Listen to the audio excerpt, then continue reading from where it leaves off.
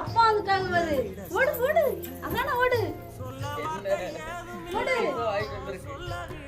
என்னதா சுடுது நிக்காங்க.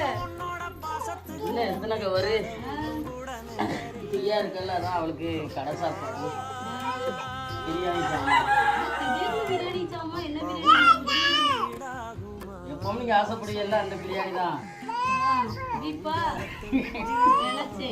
ஆமா, அவன் பிரியாவை வீட்டுல இருக்கா. போச்சலையே அப்பா எங்க ஒரிய கடைக்கில ஒரிய ரொட்டி வாங்கிட்டு வாங்கன்னு சொல்றான். சரி அவளுக்கு ரொட்டி, நீங்க ரொட்டி திங்க மாட்டேன்னு சொல்லி உங்களுக்கு தோசை. யாருன்னு சொல்லுங்களே. அதான் உண்மையா இருக்கா கவர் எடுத்துட்டு. என்னம்மா அகானாவுக்கு எனக்கு வந்து குஸ்கா ஆளு கொஞ்சமா சாப்பிடுவோம்மா. குஸ்காயா?